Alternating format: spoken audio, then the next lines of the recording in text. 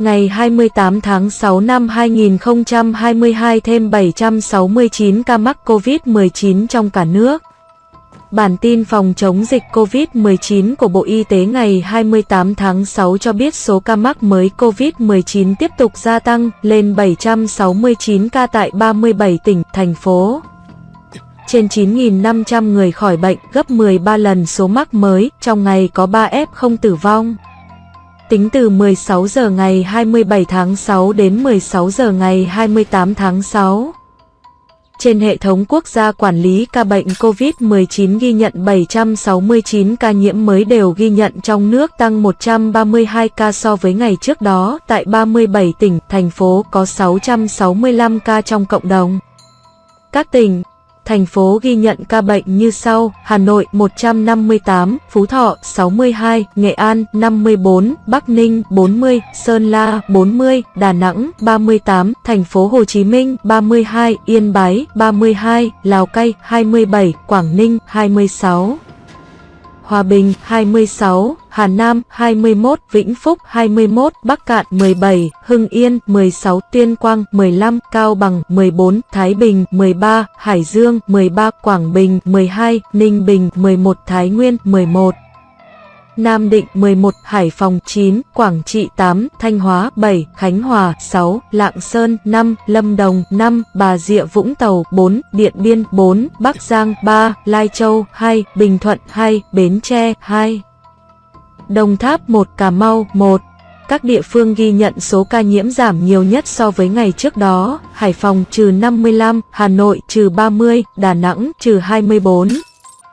Các địa phương ghi nhận số ca nhiễm tăng cao nhất so với ngày trước đó: Nghệ An +44, Phú Thọ +43, Bắc Ninh +40. Trung bình số ca nhiễm mới trong nước ghi nhận trong 7 ngày qua 700 ca một ngày.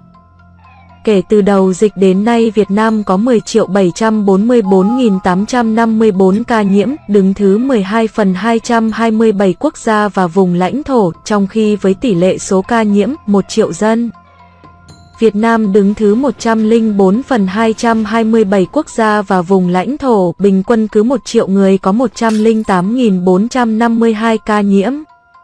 Đợt dịch thứ tư từ ngày 27 tháng 4 năm 2021 đến nay, số ca nhiễm ghi nhận trong nước là 10.737.087 ca.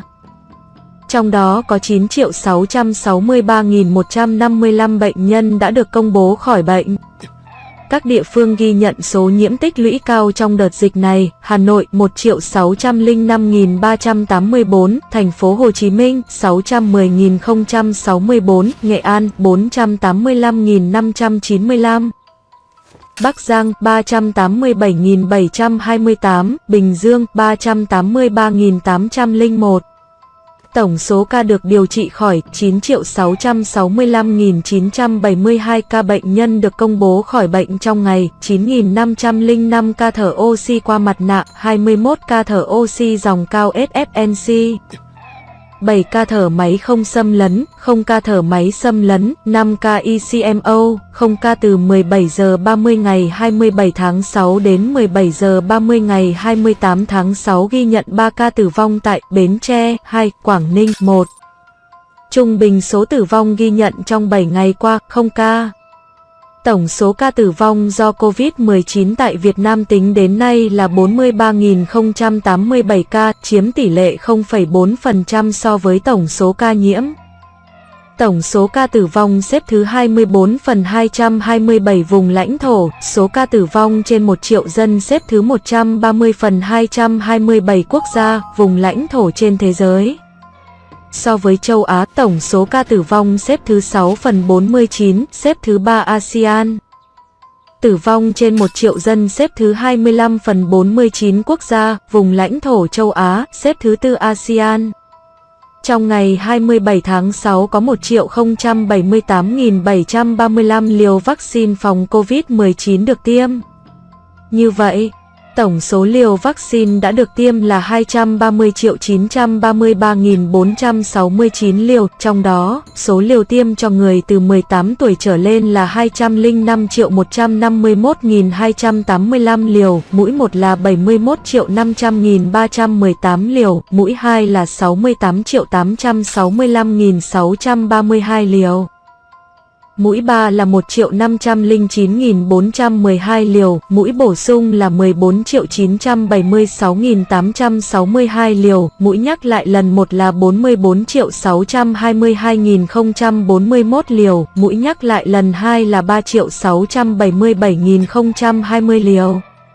Số liều tiêm cho trẻ từ 12 đến 17 tuổi là 18.129.535 liều.